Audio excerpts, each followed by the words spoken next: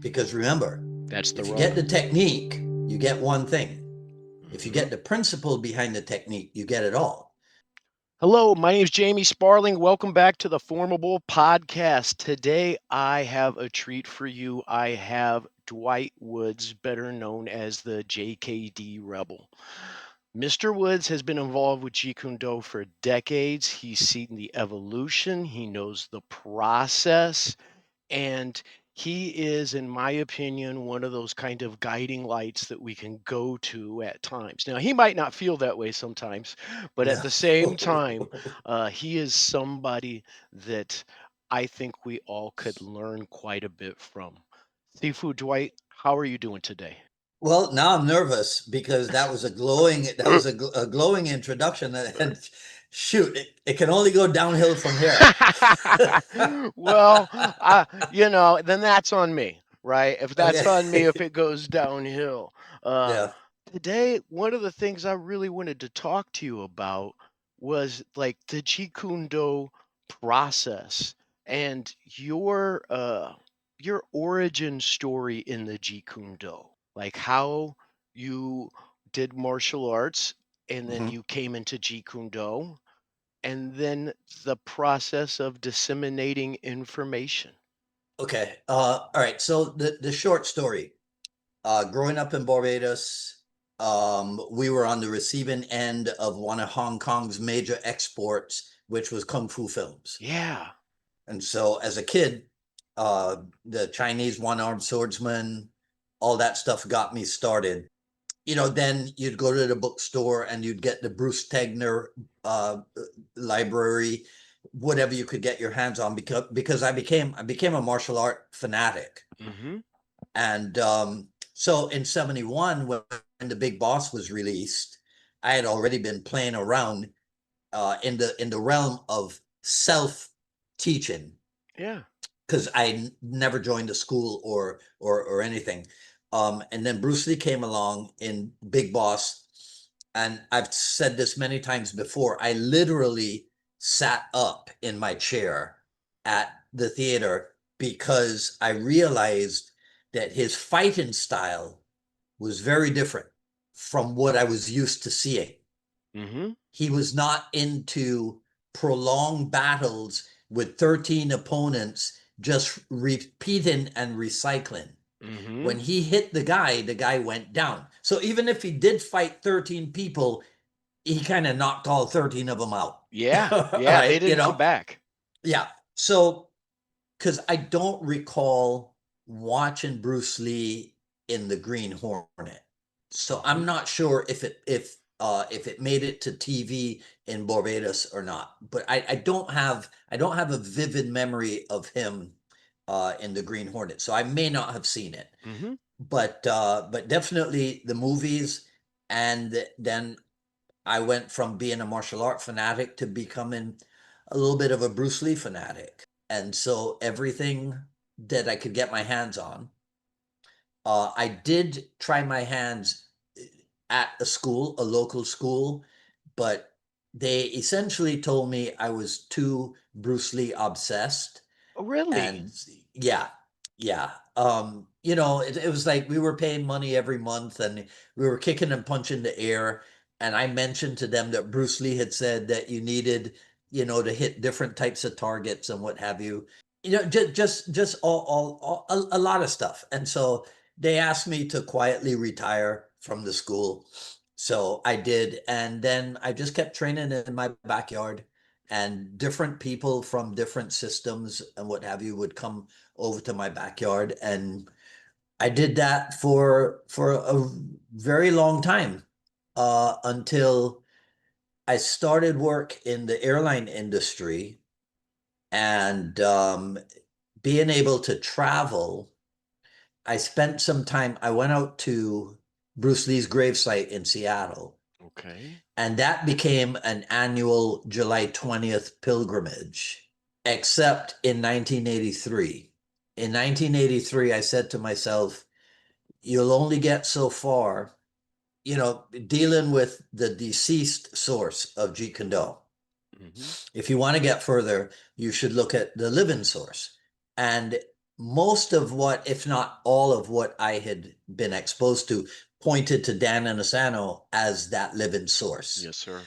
So in July of 1983, instead of going out to Seattle, I went to um, University of California, Irvine in Orange County and signed up for 1 week with Dan Inosanto and a second week with Francis Fong. Oh, wow. Um, so the second week was because I knew that Bruce Lee had trained Wing Chun. in Wing Chun, and the first week was because, well, it was Dan Inosanto, Hmm. Bruce Lee's premier disciple.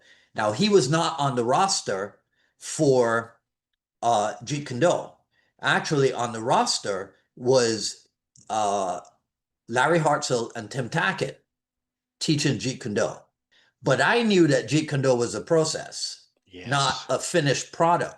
So I was not as enthusiastic about going to people who were labeled as Jeet Kune Do instructors and have them give me stuff, right? I had raised myself through my own efforts and innovations and what have you, self-teaching. So Hmm. I didn't want to go, oh, okay, give it to me now. So it was spend time with Dan and Asano, spend time in Wing Chun, go back to Barbados and show my guys what I had learned. Yeah. That was as far as it was supposed to go. Hmm. It didn't work out that way. And so I'll finish this short, long story, right, by saying that last weekend I was in um, Ferndale, Michigan with Rick Fay, my senior, who I met in July 1983. Oh, wow. That's amazing. Right? So that's the short story. That's I, the I short gotta story. I gotta learn to whittle that down. It really takes too long. I don't know. I thought that was pretty good. I mean, there's a lot of process, a lot of pieces, a lot of trips in between, Oh without a yeah, doubt. You know, yeah, uh, at that time period, what you were doing was pretty much what a lot of folks had to do, right? In order, I mean, there wasn't that many schools. And if you wanted to right. do something different, you needed training partners.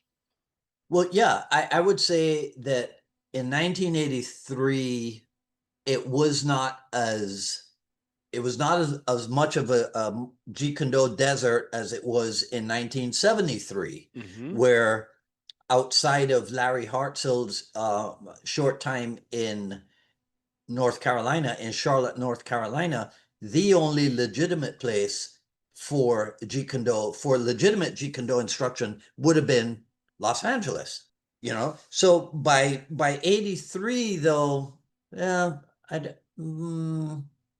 yeah, maybe not by 83, maybe by 85 or so. Hmm. Now there were people who had been given permission to share what they were getting at seminars with others. I mean, I was given that permission to show, not to teach, but to Hmm. show what I had learned by Sifu Inosano because he said I was the first person from my part of the world Yeah. that had ever come out to see them. You know, people started coming out to see them probably in 1974 when they opened up the Junfan Gung Fu and Filipino Kali Academy, which takes too long to say, so we just call it the Kali Academy. Yes, sir. Absolutely. Was that the school that he had opened with Sifu Richard Bastilio? Yep, Okay. yep. April of 1974 at 23018 South Normandy Avenue in Torrance, California. And if I was a real Jeet Kune Do fanatic, I would know what the zip code was. But I'm not. I'm a normal guy. You're So a normal guy. I'm a normal guy. I'm not a nerd, so I don't know what the zip code is, but you know what? I think I'll look it up. Yeah. Well, Because I know it starts with a nine. yeah, that makes sense though. I mean, uh at the time, some one of my instructors had told me and that the Jeet Kune Do class originally at the academy was like you had to be voted into it, and Yes. that quite often you did some Kempo as well as Kali, and then you would be voted into the JKD class. So I know that in Sifu Dan's Jeet Kune Do book, they do say that beginning students are taught somewhat of a mishmash of stuff, and it does say literally um, even some Kempo, Okay. Yeah, right? Yeah, so for sure, but I wouldn't say that the curriculum had that or that there was a Kempo class. I sir. doubt that very Okay, yeah, much, yeah. right? From what I recall, there were phase classes, phase one, phase two, phase three, and then the Jeet Kune Do class was closed door and by invitation only, Mm-hmm. right? And then I think there might even have been um, a waiting list, not for the Jeet Kune Do class, but just for membership at the Kali Academy in its heyday. There might have been a waiting list for membership. That would make total sense. One of the things, and I wanted to ask you, uh, my instructor, Steve Fristo, had told me, and this is 30 years ago, that at the very beginning, JKD uh, wasn't necessarily supposed to go out to the masses so much, but a great many people kind of tried to copy Bruce in movies and kind of put it off as JKD, and that led to being to actual JKD in the process being opened up to others. Hmm. Is that wrong or incorrect? Well, I wouldn't say there was definitely attempts to copy Bruce Lee in the movies, Mm-hmm. but I don't know. I wouldn't say that that was the same thing as trying to put Jeet Kune Do into the movies Sir. because it's just kung fu films. Yes, I sir. don't recall. I don't recall any of the Bruce Lee lookalikes, what they call the Bruce exploitation movies. I don't recall anybody ever talking about Jeet Kune Do, about Bruce Lee's, real life martial arts system. Mm-hmm. The demand for Jeet Kune Do, I say, came 3 months after the premiere of Enter the Dragon, Okay. when Mito Uehara published Fighting Stars magazine Okay. with Bruce Lee on the cover cracking a back fist on Bob Wall. Oh. Okay, I would say that that's when it started. So this is 1973, Mm-hmm. and so in that demand, let's say, for more information about Bruce Lee might have been one of the contributing factors to Sifu Dan saying, okay, to Richard Bustillo, let's get a place and here's what we'll do. We'll promote the Filipino arts and we'll keep the Jeet Kune Do on the down low, but we'll have a place for people who had been exposed to Bruce Lee and people who were interested in, if I remember what's said in the book, people who wanted to follow the path that Bruce Lee had blazed. Yes. But that was gonna be a smaller endeavor. The Filipino martial arts was gonna be the big thing. Mm-hmm. And that's how it started. But there were no cinematic international martial arts superstars for Filipino martial arts, but there were in the persona of a guy named Bruce Lee. So now people are being fed more and more information about him on a worldwide basis through Fighting Stars magazine and Black Belt Inside Kung Fu came later. Karate Illustrated, Kung Fu Monthly, and more and more and more all Mm-hmm. over the world. And that's what prompted some people to start coming out to California. Okay. You see, and that just built and built and built.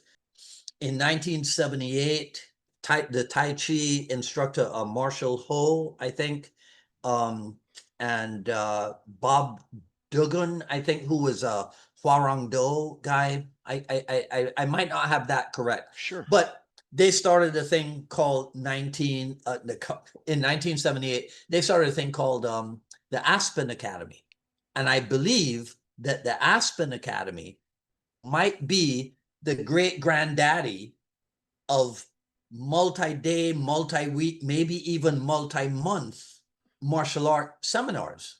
Mm-hmm. Okay. And Aspen ran for a number of years.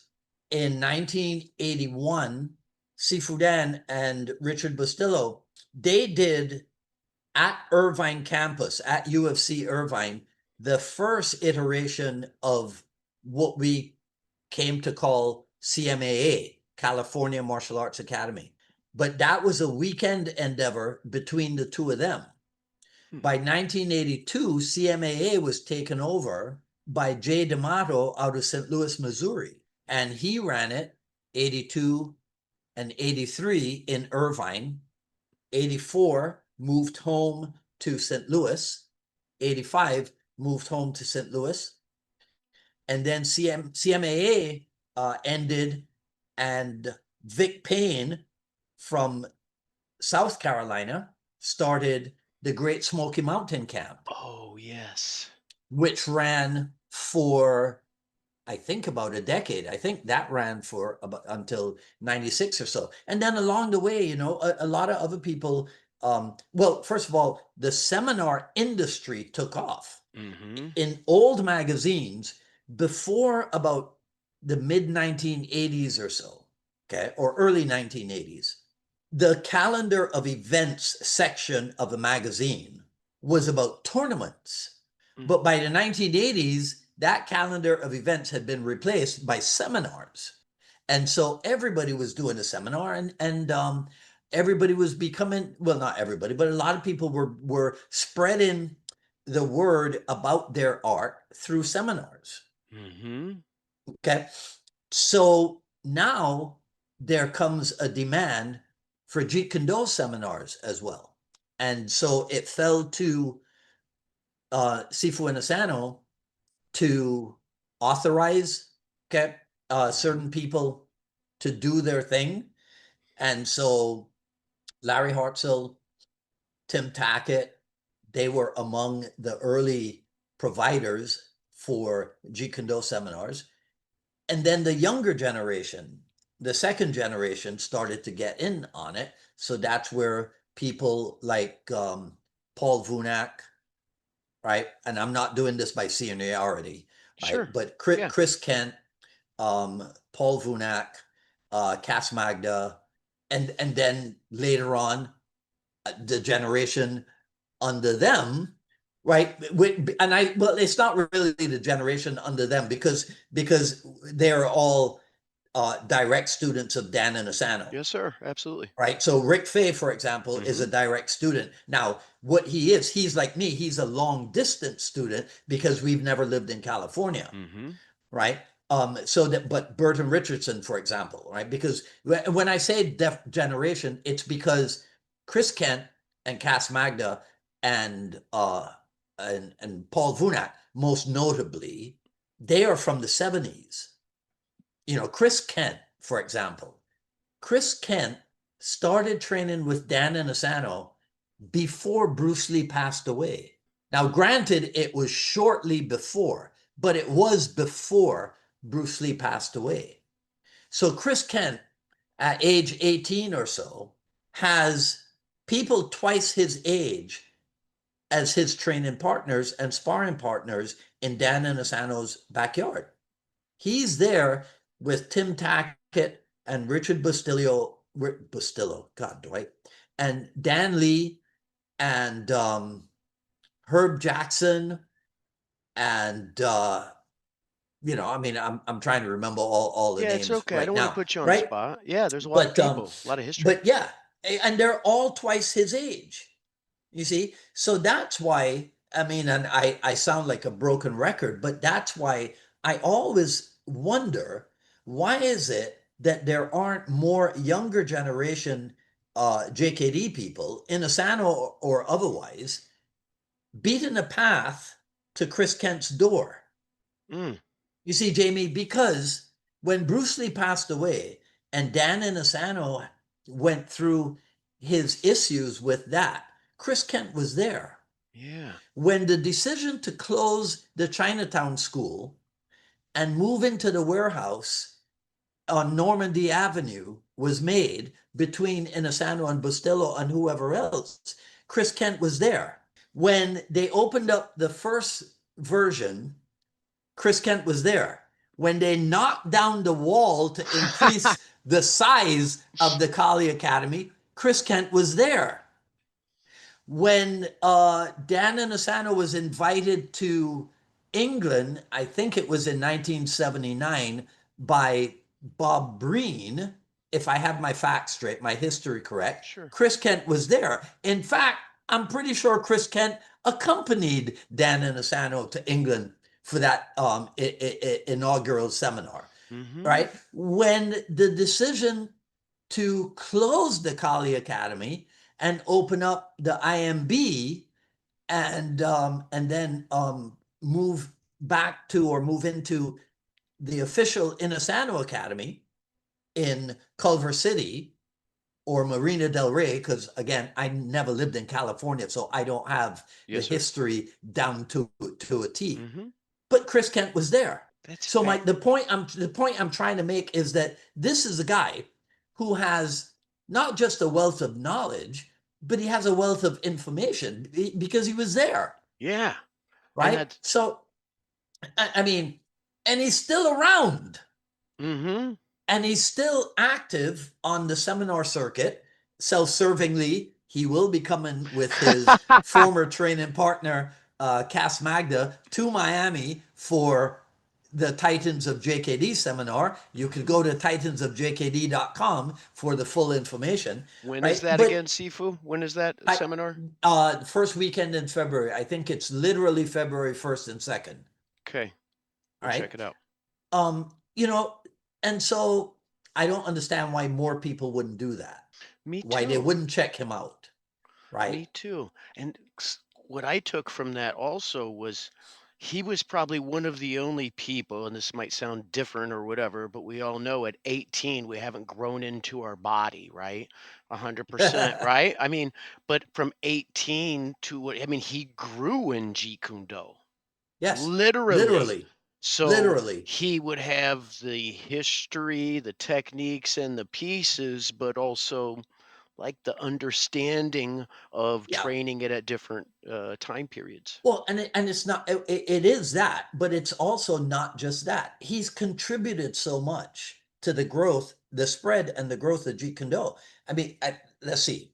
Jeet Kune Do kickboxing with Tim Tackett, Jeet Kune Do the textbook with Tackett, um, Jeet Kune Do A to Z, 2 volumes, which became the Encyclopedia of Jeet Kune Do, I think, right? Hmm. Okay, so that's four books. The video series, there's Dynamic Jeet Kune Do. Then there are the books that he did that are not there. They might be Bruce Lee books, but they're not Jeet Kune Do books, right? So Yes. there's like the whole thing, like Bruce Lee stuff. Um, then in more recent times, he did the martial arts training with equipment book, Hmm. right? And I'm sorry, Chris, if I forgot anything or whatever. I'm doing this with a stuffy nose because I left 25 degrees in Michigan and came home to 50 degrees in Florida, Yeah. right? Hmm. So, so I'm And I'm and hoping I don't and get a cold or nobody, whatever. I didn't tell you what I was going to ask you about, right? So this is all off the top of your head, totally. It's funny you brought up that Jeet Kune Do series because when that one came out in the 90s, Sifu Steve was like, I don't care what you do, just get that. Make sure you Yes. get that if you want to have an understanding.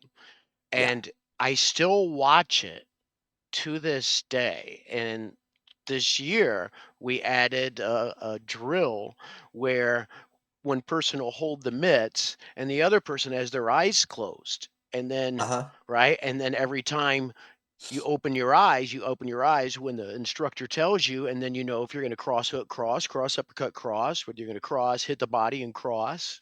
Hmm. Got that from the video series. I mean, I'm sure it's part of other training methodologies, but I got it from the video series, and the students absolutely love it. Yeah.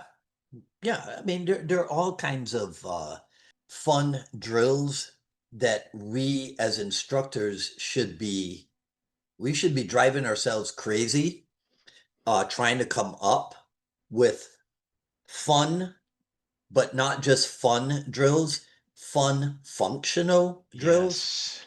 because it's possible to go way, way off the reservation coming up with drills, Yeah, yeah. right? And that would take it outside the realm of the Jeet Kune Do process, Is it? because the Jeet Kune Do process is about practicality and functionality, not just, oh, here's another fun drill that we can do. Mm-hmm. So we have to be careful. I would say we have to be careful and pay attention to that line that we're walking, Mm-hmm. and not drift off into stuff that, because it exists, Mm-hmm. right? I'll give you an example, and Thank I'll you. give you an example. Yeah. If you look, so Dan Inosanto said once about developing a swift kick and a couple of fast hands, Okay. right? So I took that literally. I took that literally to be 3 to 4 hits, Okay. right? A Mm-hmm. swift kick and a couple of fast hands, not an 18 count drill. You see? So Mm-hmm. 18 count drill, that's the realm of Muay Thai. It is not necessarily the realm of Jeet Kune Do. You see? Yes. Because Jeet Kune Do is more to the point than an 18 count drill would be. And in any case, when you learn to how to memorize a Muay Thai 18 count drill, you kind of realize, oh, it's 4 count drills repeated. Oh, yes, sir. Yes, sir. I'm so glad you said that. I had said that to Sifu David Rawlings when I was doing my level 1 Muay Thai test. And Yeah. because literally, it's the only way I could remember it is Yeah. left, right, and then you get 3 beats in, and then they hit you back. Well, the way that I remembered it is like I would, when I was teaching them, I would cut it at the right round kick, wherever the right round kick occurred. Mm-hmm. Because the right round kick from Muay Thai is a finishing blow. Yes, sir. You see? So to me, I would just naturally cut the instruction at the right round kick. Now we add on. And ultimately you're doing the 18 count drill or whatever count drill or what have you. But if you look at Bruce Lee's writings, first of all, you will not find any kickboxing combinations. Hmm. So you won't. You will not find. Now you will find in the Tao of Jeet Kune Do a page that's entitled "Some Weapons of Jeet Kune Do," Yes, sir. and you will find in the commentaries on the martial way, you will find a few boxing combinations. Mm-hmm. But those boxing combinations, as far as I understand, were taken from uh, whoever, uh, Edwin Hazlitt's book on boxing, or whomever. But if people believe that what's called, I've heard them referred to as the Jeet Kune Do kickboxing combinations. 5 counts So, or for example, yeah, yes, sir. right, Mm-hmm. like lead hook kick, cross hook cross, lead hook kick. Yes, sir. Those are not Bruce Lee combinations. Okay. Okay, Mm-hmm. right? That's development for range specific things. Yes. Those are not Bruce Lee combinations. I'll just say that. right? Okay, thank you. I'll leave it up to people to kind of work out. I mean, and it's not difficult to work it out, kind of to work out where those came from. Exactly. Talk amongst yourselves. You know what I mean? Like that's we tend to do that anyway. Yeah, right. So now you could say, because this is a phrase I came up with a couple of weeks ago, just about everything that I teach, just about everything that I teach originated with Dan Inosanto, Yes, sir. but doesn't come from him. Do you understand that Yeah. distinction? Yeah. Right? Originated with him, but doesn't come from him. Because the majority of what I teach comes from me, Yes. right? But Hmm. the information and the knowledge, the jump start of my talent, skill, ability, whatever we use to describe it, Hmm. originated with Dan Inosanto, but Hmm. doesn't come from him. So if you're doing trap in hand sequences, kickboxing sequences, or what have you, understand that they have a Bruce Lee influence, Yes, sir. but they didn't originate with Bruce Lee, and they certainly do not come from him. Yes, sir. Absolutely. Okay. But that doesn't mean that he was not a source for it. Okay. So, for example, you've heard of the Ung Moon form, correct? Yes, sir, I have. Okay. What do you know about it? I don't know much about it, sir. To be totally honest, I have seen Okay. it, and well, this ADD guy doesn't like forms, so I don't. I just got to be honest. Like that's like Right. on one.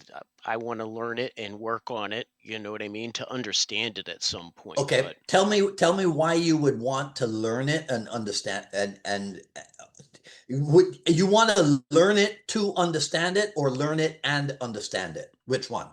well, first I'd have to learn it, right? Okay. And then Tell me why hopefully I'd you have would it. want tell me why you would want to learn it as an HD an ADD guy who doesn't like forms. Why would you want to learn it? Honestly, sir, because I feel like I should know it Why? because it's a part of the JKD. Really? So then you know the history of it. I don't. I really don't. I'm excited to learn all about it. So how do you know it's part of the history of JKD? Who told you that? Well, that's just me throwing out stuff, but I know it's on Ron Balicki's curriculum as well as Sifu Rick Fay's curriculum, and I just feel like I ought to know more of it. I Yeah. think is the best way Okay. to do it. I'll tell just last night Hmm. I wasn't reprimanded, but it was about assumptions. And since you mentioned Rick Fay, I'll tell you. Yes, sir. When I met Rick Fay, I assumed that he was from California I could see because that. he looked like he knew what he was doing. Yes, sir. And he was tall and blonde.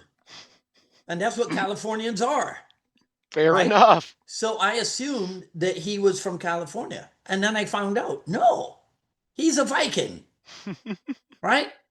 Okay.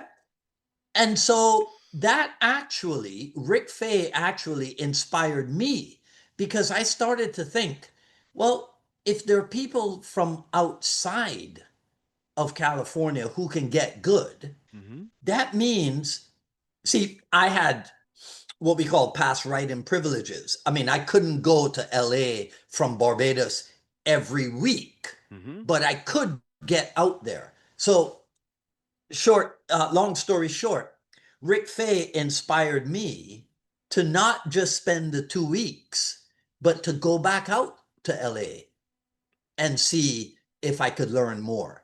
And that's why I ended up going to CMAA in 84 and 85.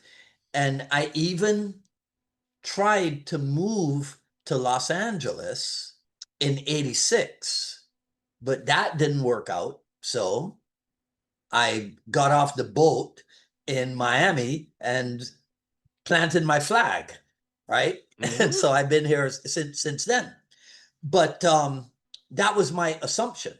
So see, so you're assuming that Yes, I am. because it's in Ron Balicki's curriculum and in Rick Fay's curriculum, right? Hmm. That it's part of the Jeet Kune Do history.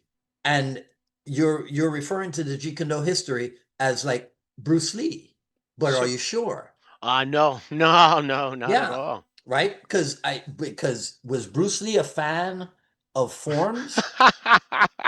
No, sir.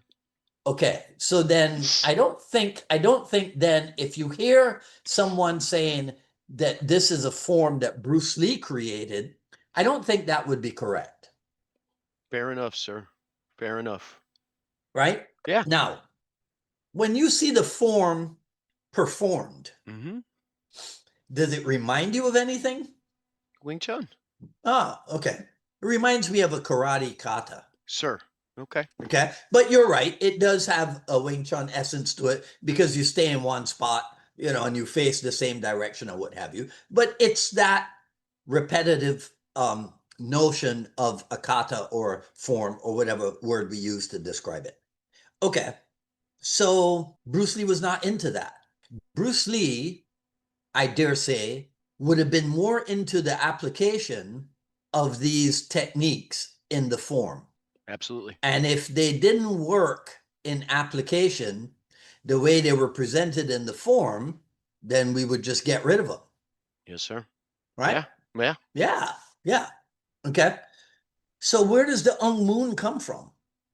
I don't know. Hmm. Well, you should investigate that. I will. Okay. Now, understand what I'm saying. Yes, sir. It's in Ron Balicki's curriculum and it's in Rick Fay's curriculum. And there are two guys that I respect and admire greatly, Mm-hmm. but it's not in my curriculum, Okay. That makes you sense. see? Mm-hmm. And I never was told by Dan Inasano, oh, Yes. here's this form that you got to learn. Good point. Yes, sir. Okay. Mm-hmm. Right. And he's somewhat of the last word Yes, sir. on some of Absolutely. this stuff, right? Mm-hmm. Okay. So, I'm sure that there are people who have benefited from learning the Moon form. Mm-hmm. I know a Okay. couple people. Yeah. Right. I'm sure there are people who have benefited.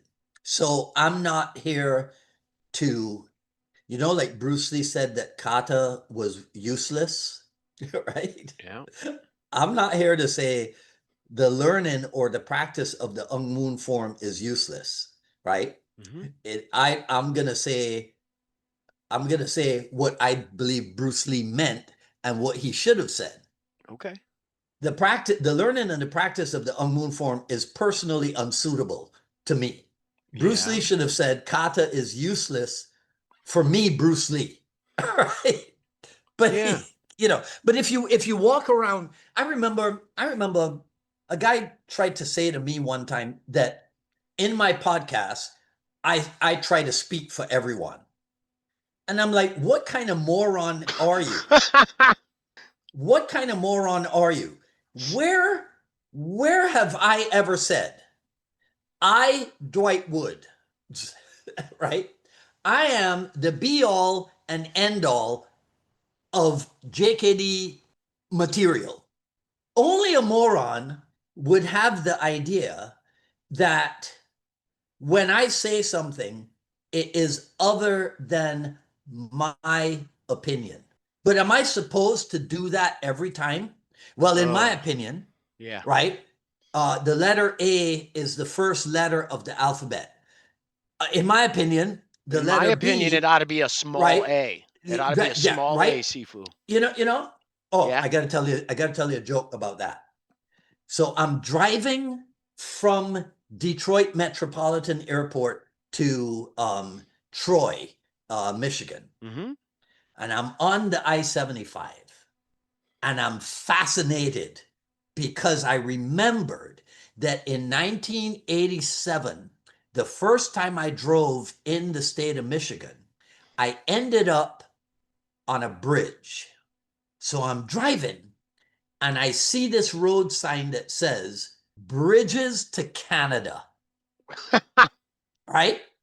And then there's another sign that says Tunnels to Canada. And I'm looking at it And I'm thinking, there's something wrong with these signs. And here's what it was, Jamie. Canada is spelled in sentence case with a big C and ANADA in small letters, as if it's another city in Michigan. Ah. It's not. It's a country. It's a foreign country. It should be in all capitals. Bridges to Canada, a foreign country. Agreed. Yeah. Right? When you go to the border with Mexico in San Diego, I'm pretty sure Mexico is in capital letters. It's not Mex, Well, yeah. right? And let me tell you, I was so tempted. I was so tempted to take the exit and get on that bridge to Canada again, like I did in 1987. You know, because the GPS will help me to get back out. Yeah, In yeah. 1987, kids nowadays, they don't know that there used to be Oh. paper maps. Yeah. Okay. And you used to have to travel with that paper map opened up on the passenger seat next to you if you didn't have a navigator. Yeah. Right.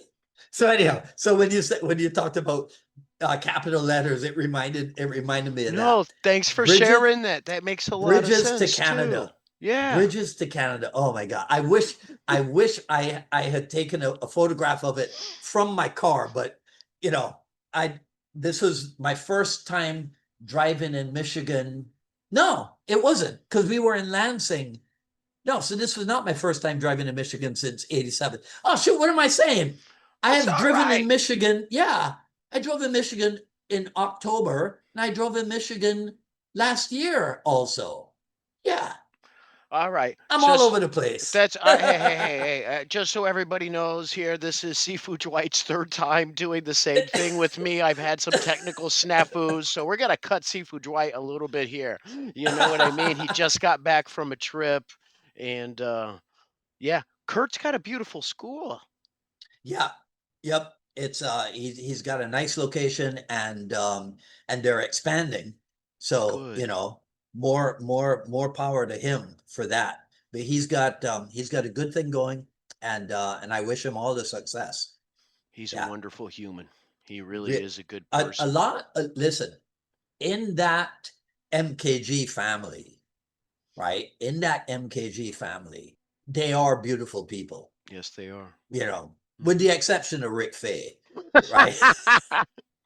You know, No, I'm just saying that because he said something like that about Pete Hetrick, yeah, right? yeah. Rick, I love you. I don't mean that at all. It's just a bad joke, right? Oh, if Um, if Rick sees this, I Seafood Rick, I think he'll laugh at that. He's gonna think that's absolutely hilarious. Like, yeah, he wouldn't have it any other way, I bet. yeah, no, we were ragging on Pete Hetrick, right, about how evil he is. But yeah, the MKG I would say more so than some other martial art organizations that may refer to themselves as family. Mm-hmm. I think the MKG folks do put a premium on that, on Oh, developing that camaraderie and that sense of community and what have you. I would say. I think that. I think Rick has done an excellent job with that. Mm-hmm. Without a doubt, I've learned so much from being around them and being learning from Sifu Rick and learning from Josh Pryor down in Madison. He's a very talented individual, wealth of knowledge as well. Yes. So Yeah. many of them are, and I think it's really cool because that community isn't always built in that way. Sometimes No. there's a lot of No. competition, There and then are yeah, yes, there are some martial art organizations that survive and perhaps even thrive in spite of their dysfunctionality, mm-hmm, yeah. you know, So you're right? telling me there's a chance? Oh yeah. Yeah. There's a chance. Because it's like the JKD process, right? You just keep plugging away. You see, the more you keep thinking about it, I was talking with Cass Magda last night. So I came home. Cass and I talked for about 2 hours on Sunday night after Rick's seminar, Hmm. and then yesterday we talked probably for another hour and a half, right? That's so cool. Um, because he's always interested, like me, he's interested in what's going on out there, because Cass is not online, Hmm. right? Chris Kent is online, but Cass isn't, and it's a bone that I pick with him all the time because he is he's another font of information and knowledge and what have you. I mean, this is the only guy in the history of the Inasano world who was made a full instructor in 5 years. Oh, wow. I didn't know that. Yeah, yeah.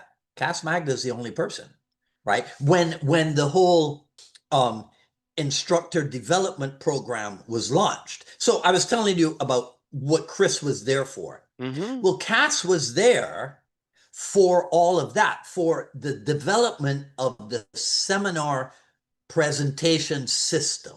Hmm. Okay, because he became Sifu Dan's assistant while Chris was staying at home running the school, running the Inasano Academy, right? So I met Cass in 83 Hmm. and he was there in 84. He was there in 85. So he was there, right up until 1988 when he opened up his own place, right? So he was there for the development of the seminar industry. Yeah. He literally lived within Asano for a period of time, right? In fact, I dare say he literally slept at the foot of Inasano's bed at some point. Okay, right? I slept in that same apartment on a couple of occasions. So I feel like I'm part of history too, That's right? cool. You Um, are. but but Chris Kent and Cass Magda, I mean, what there's so much that can be said about them, and I try to say it again somewhat self-servingly, but I get on Cass's case because there's a lot of stuff that people don't know about him. So, for example, in Sifu Dan's Filipino martial arts book, Hmm. okay, you read about all the old timers that Sifu Asano trained with. Well, very, very often, you know who accompanied him on those training trips? Cass Magda. Yeah. Yeah, right? Now, you know who was also allowed in to train by himself with some of those old timers? Cass Magda. Okay. Cass Magda was given permission to teach by Leo Heron, to teach Heron's system. Was given permission by Herman Suwanda. Was given permission by Pendekar Paul de Torres. In fact, Hmm. I think Cass Magda trained longer with Paul de Torres than he trained with Dan Inosanto. Mm. Yeah. I I got to go to a seminar in New York City, and Guru Cass was there, Hmm. and in a couple of days, I felt like I had a better understanding of the structure of that kind of silat as opposed Yeah. to Yeah. Herman Swanda's. Yeah. Definitely Well, yeah. I mean, because those are two very different.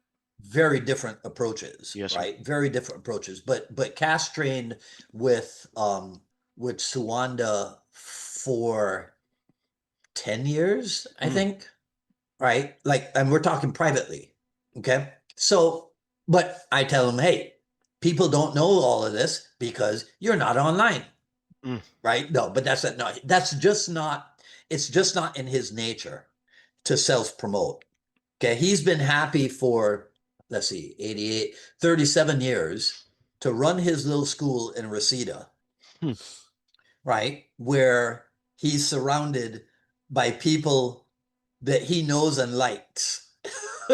Fair enough. There's nothing wrong with you that. know, Yeah. right? So he's real happy doing that. But I just hope that in the near future, before it's too late, that he does open up a little bit more. There was a time when he was quite well known in Europe, Yeah. right? In fact, I dare say he might have had a bigger following in Europe in the past, in the 90s or so, than he did in the US. Hmm.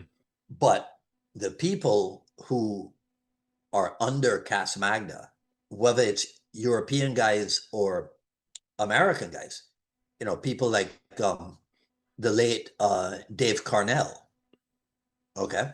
People like Greg Pichardo, right? People like Bob Schott, who Hmm. nobody knows about, but Bob Schott is a piece of work. He is a work of art, and nobody knows about him. And he's pretty happy about that, right? I could That's see just the that. way. Yeah, That's just the sometimes. way they are, right? Hmm. That's just the way they are. Okay, but Cass has put out some really really talented people, right? There was one Um, gentleman, I cannot think of his name right now, but he was a student of Guru Cass, and at the Kadi Punan in Chicago, Mahaguru Nate Defensor, before he passed away, started a uh, Filipino martial arts gathering. One of Cass Magna's students showed up and taught for an hour. And that's when I was like, oh, when I'm going out to New York, Cass Magna's going to be there. And for that weekend, I know where I'll be. I'll be definitely right. right there. Yeah. Yeah. Let's see. Who in Chicago, huh? I don't think he's I'm in Chicago any longer. I can't think of his name. okay.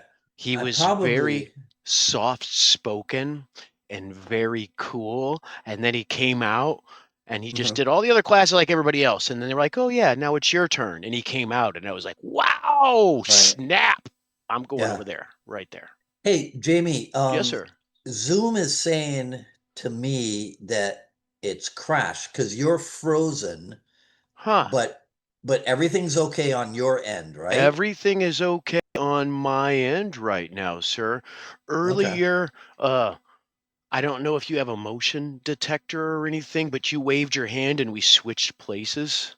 So that might have Oh, just made something go wonky, but everything's right. dialed in on my end right now. Okay. Well, I'm not gonna worry too much about it then, since you're in charge. I am in charge. I don't know if Right? that's good or not, but it's definitely a thing. It's happening. So Yeah. yeah, Okay. yeah, we're all good. We're all All good. right. If it's fine on your end, it's okay with me. That it All is, right. Okay. sir. So yeah. But now I'm intrigued by who it might be from Chicago. He was in the Chicago area. I'll look him up and I'll do some research and send you a Yeah. message because it'll I take a moment. He wonder. was a younger guy. He was there, I believe, going to school in Chicago. And this was all of 12 years ago, at least. Hmm. Yeah. I'll find it's been a while. He's one of my Facebook friends. I will send it over because I just thought he was slick. And I know Guru Steve Fristo had talked about Cass Magda, and he would say, like, that is a guy that you have to train with. And Yeah. after I met this other gentleman later, I was like, wow, I'm gonna go check it out. Well, yeah. Well, Steve would have known. Steve would have associated with Cass Hmm. back in the 80s for sure, because Cass was Sifu Dan's assistant at Hmm. the time, when all of that was going on. Steve said Um, Steve said he was I'm sorry, I didn't mean to interrupt. Uh, no, sorry. he had said that Cass Magda was the only one that could keep up with Guru Dan at one point. Like all of a sudden there'd be like some Yeah. motion and it'd be like, oh my gosh, he stayed with him. How did that happen? Well, that happens when you are, You're great. Do you want to take a five yeah. minute break and then I'll send you a new link and that way we know we're good?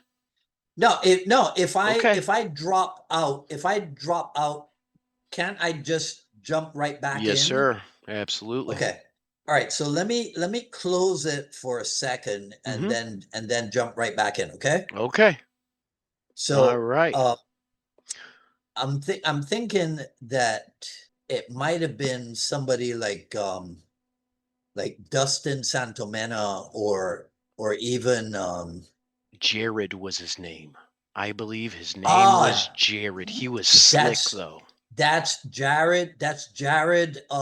Jared Wolonsky. or something like that. Jared Wolanski or something like that. Who is no, no, it's not Wolanski. That might be Jared Ramsberg. That sounds really familiar, Sifu. That might be Jared Absolutely. Ramsberg. Yeah, he was in Michigan because I think he is somewhat of like a martial art nomad. Like he's all over the place. So like you said, he was in Chicago at the time. I think he's a guy of no fixed abode. So That's that might be him. absolutely that is him, and I'm looking at a picture. So, Okay. Yeah. yeah. Yeah, Jared Ramsberg. I think he was even I want to say he came to Titans in 2023. But I know, yeah, and I know that he was in Michigan too. But again, I'm getting old and I forget where I've been and who I was there with and what have you. You've brought up a lot of names already. I don't know. So Yeah. I don't know. I don't Yeah. think it's all systems Oh are man. firing. Okay. All right. So where were we? I forget. We were talking about Cas Magda and Oh, I Mr. don't want to Chris talk about Kent. I Yeah. don't want to talk about them anymore. I want to Okay. talk I want to talk more about Dan and the Sound. I'm kidding. Yeah, We'll it's okay. talk about whatever or whoever you want to talk about. I want to talk about you. Okay. Uh-oh. Uh-oh. Uh-oh. I know. Back to this. Back to this. You know, Okay. personally for yourself, the Jeet Kune Do process over the years, Uh-huh. being a seminar based teacher, Right. Guru Rick would say a lot that quite often, as long as we went back and worked the material Hmm. hard to Hmm. the best of our ability, that sometimes we could end up at the same level or even a higher level than some people were at the academy based on just the work and going back, learning more, and developing a process. What is Yes. what did your process look like while you were learning? In the beginning, I tried to do everything in every way that Inasano did it. Okay. So I tried to make unified martial art the unofficial Miami, Florida branch of the Inasano Academy Mm-hmm. until I grew up Yes, sir. and realized that my last name is Woods. Mm-hmm. My last name is not Inosanto. Yes, sir. And nobody is going to come to my school because of my last name.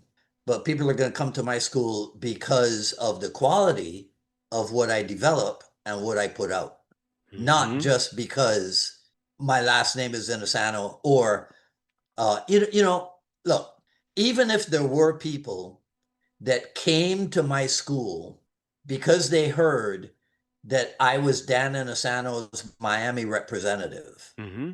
nobody stayed because of that. Yes, sir.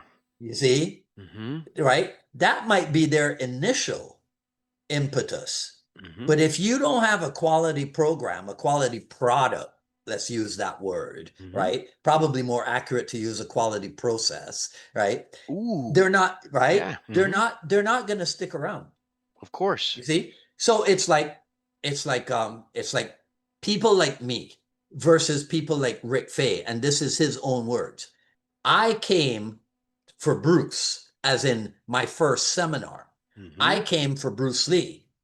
I stayed for Dan Inosanto. Rick Fay, I've heard state that he came for Inosanto and stayed, Mm-hmm. right? I will admit that that was not me.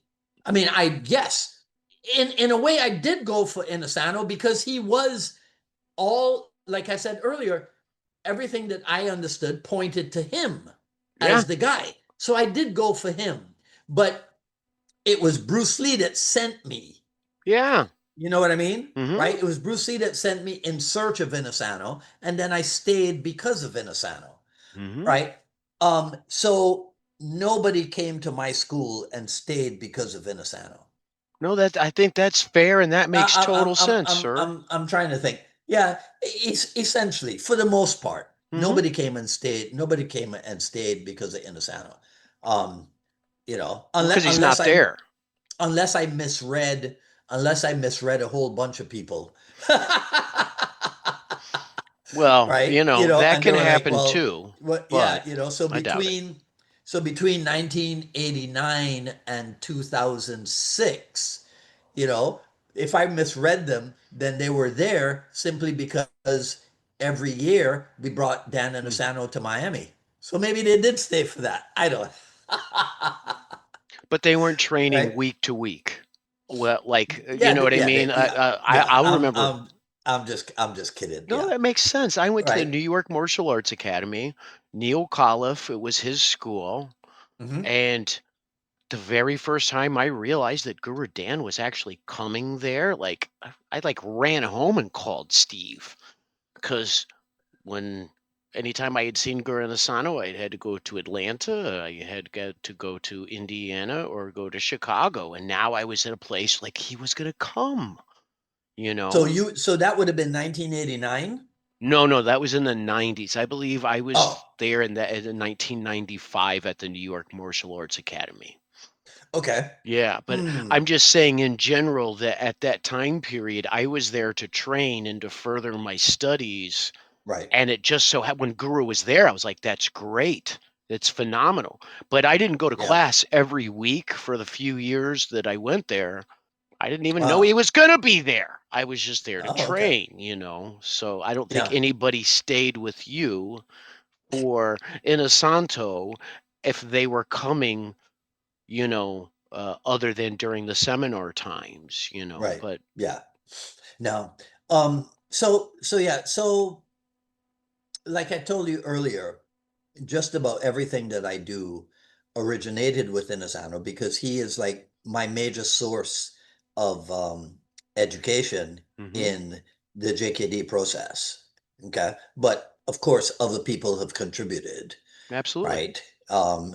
No, most notably, Chris Kent and Cass Magda and Paul Vunak and Burton Richardson and Rick Fay, right? So those are the guys who in my on my computer they all have their own folders, but their folders are numbered.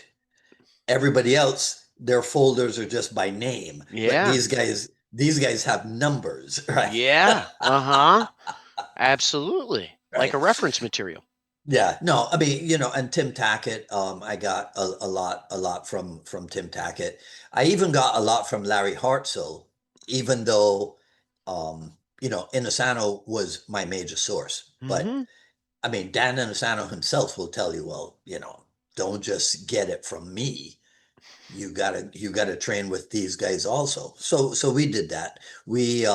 Ted Wong came to I never brought Ted Wong hmm to Miami, but when he came to Miami, we went, right? I never brought Richard Bustillo to Miami, but when he came to Miami, we went. hmm You know, Leo Gahe, I tried to train with in Naples, Florida, but something happened and he didn't show up. So I trained with his people over there. I trained with another one of his people in Lakeland, Florida. Edgar Sulite, trained with him, and then I trained at different people's seminars. Rick Tucci's in New Jersey.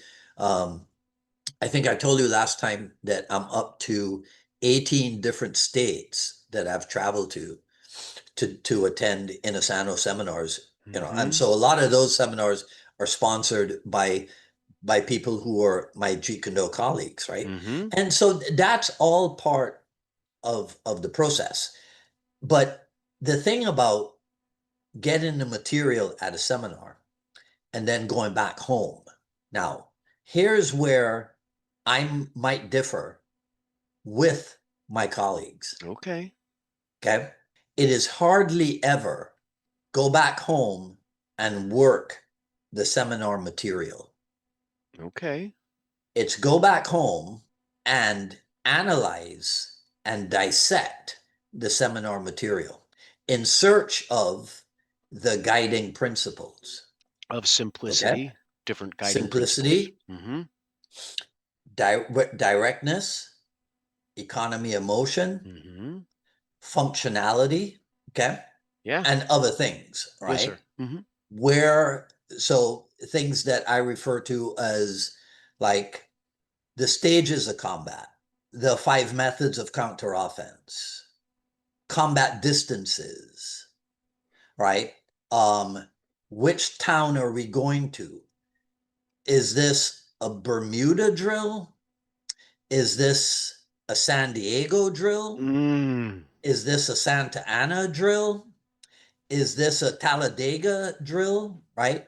These are Miami innovations. You see? Okay. Mm-hmm. So, for example, we talked about a swift kick and a couple of fast hands. Mm-hmm.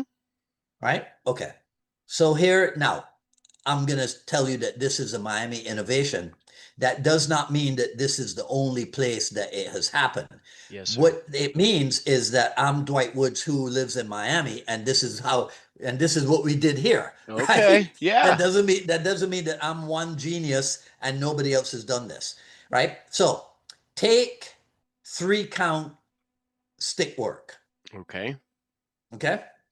High is called heaven 3, or if you do it on both sides, it's heaven 6, right? Mm-hmm. Okay.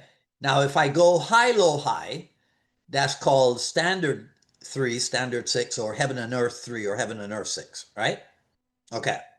Well, and there's 8 variables Mm-hmm. in the high and low. Well, what if one day I go, I'm gonna make H represent hand, and I'm gonna make L represent leg, Okay. right? Yeah. Yeah. So now it's not high anymore. It's hand, hand, hand. Now Mm-hmm. it's hand, leg, hand. Now it's hand, hand, leg. Now it's hand, leg, leg. Mm-hmm. Well, let's see if any of that results in something that makes me more functional and more practical, Okay. Yes. right? So that's different from coming home and let's say Sifu Dan taught lead kick, cross hook cross, lead kick, a 5 count, Mm-hmm. right? Well, see, I know that cross hook cross is imported from traditional kickboxing, right? For me, Jun Fan or JKD kickboxing operates along the premise of lead weapon being dominant. Mm-hmm. Cross hook cross in, for example, Muay Thai operates along the premise of rear weapon being dominant. Okay. Mm-hmm. So I'll come back and analyze and dissect what Sifu Dan taught.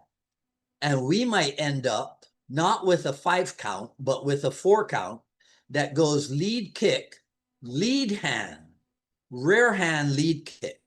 So it's not Okay. what he taught. It's not what he taught. It comes from me, but it originated with him. Yes.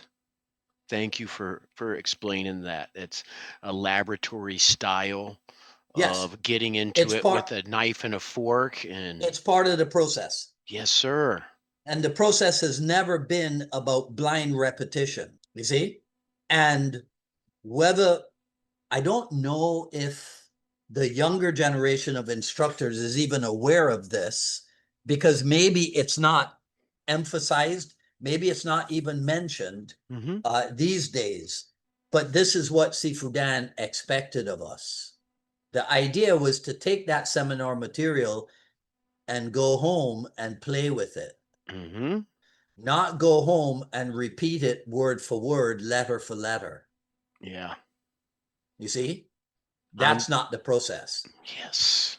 Thank you for bringing that up. I'm guilty of bringing it home and trying to just copy it. And after a while, I realized I wasn't that freaking smart, and Yeah, so well, I was yeah, able to disseminate it in different ways. right. And don't get me wrong. Don't get me wrong. I'm not saying that there's zero value to copying it. What I'm saying is The point isn't to copy it. that there might be at a stage in one's development, the best thing to do might be to copy, Yes, sir. but I Okay. don't know that the best thing to do is to copy throughout, right? that journey of your development. With the keyword being development. Yes. Okay. Mm-hmm. So I just saw the lower hand thing come up again. You're good. We're Is good. is it because I do this? That's okay. You talk with your hands. It's cool. I do the same. I do the same. It's all good. It's Right? all good. Okay. So, see, look, here's what Sifu Dan says or has said. Mm-hmm. If you get the technique, you get one thing. If you get the principle behind the technique, then you get it all. Mm-hmm. Okay. So let's say he teaches a technique. Well, if all you do is to just copy the technique in whatever format he taught it, what happened to analyzing if it's good as an entry technique? What are its uses as a follow-up technique? What's its applicability as a finishing technique? Entry, follow up, That's finish. Yes. that's a different thing from writing down what he did and then going home and repeating and perhaps even memorizing what he Yes. did. You see? Because if that's what you're doing, then if you ever come across people whose way of doing some of what you do is different, you'll reject it. Ooh. You'll reject it because it's like, well, that's not how Inasano showed me. So now you're closing yourself off to avenues of growth because it didn't come from somebody that you respect highly. Mm. So your intentions are fine. I would say your intentions are a little bit misguided because that guy that you respect so highly says, if you get the principle behind it, you get it all. Mm-hmm. And I don't think he's ever advocated to anyone, just do what I do and you'll be fine. I remember That's never been his message. I remember as getting my apprenticeship and after about 2 years walking up to him at a seminar and asking him if I could go train and with some of the other original JKD people. Or should I? If I should, yeah. He looked at me like I just had slipped and hit my head and I Yes. had not listened to anything he had said. Yes. That's what I Yes. took out of that. And I was like, okay, yeah. Yes. And I went out and I was able to train with some of them. Because you may have sua sponte assumed that it was frowned upon. Mm-hmm. You know, you might have assumed that because look, in the history of the JKD world, whether we want to talk about it, care to talk about it, acknowledge it, admit it, or what have you, Mm-hmm. there's been division. Absolutely. Okay. Mm-hmm. But throughout it all, if there's one constant we could depend upon, it would be Dan and Asano advocating for us to stay active minded, as my friend G. Anthony Joseph would say, Mm-hmm. and seek out knowledge and information from other sources. Mm-hmm. To remain You know, curious. so I know that when Ted Wong came to Miami, if I had said, "Oh, I'm not going to the Ted Wong seminar, Sifu Dan, because he's not you," Mm. right? He would have been extremely disappointed if that had been my attitude, Mm-hmm. because that would never be his attitude. No. You see, so Mm-hmm. if I want to be a stand-up guy, if I want to be a stalwart representative of Inasano, I have to have a similar mindset. Mm-hmm. You know, it can't be, oh yeah, I truly represent Dan Inasano and his teachings, and so all I do is Inasano stuff. If it doesn't come Understood. from right, if it Mm-hmm. doesn't come from Dan Inasano, I have no interest in it. That ain't as smart as I might think. You know, in the midst of what you said, Sifu, it made a lot of sense, and I almost feel like I saw a root to some of the things where as JKD people, sometimes we get in arguments. If one thing is not taught the same as the person we learned it from, then Mhm. it must be wrong.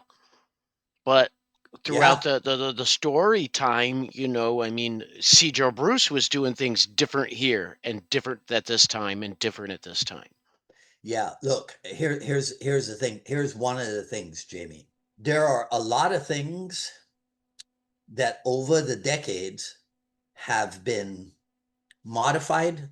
Let's Mm-hmm. use that verb, right? They've been modified for seminar purposes. Mm-hmm. Okay. They were not taught that way, right? At other points in the history of Jeet Kune Do. Think about this. If there was a point in time in the history of Jeet Kune Do where it was like, well, let's gov up and see if it works. Mm-hmm. Okay. But then you're on seminar where you came in from out of town and people have to sign waivers and stuff because now it's business, Yes. right? There might be certain modifications to how you teach things because it can't, the attitude at the seminar can't be, well, let's glove up and see if it works. Yes. Mm-hmm. That's homeschooling. That's not visiting. That's not away from home schooling. Mm-hmm. That's homeschooling. So on seminar, things may have had to have been differently presented. And then people walk away thinking, well, that's how it's done. Mm. Right? So now you get somebody telling Cass Magda, well, that's not how so and so does it, right? Without having the intelligence, without having the smarts to understand that you're training with someone who trained with Paul de Tours for over 10 years, mostly on a one-on-one basis. And you're telling him, oh, that's not how this other guy does it. Well, Yeah.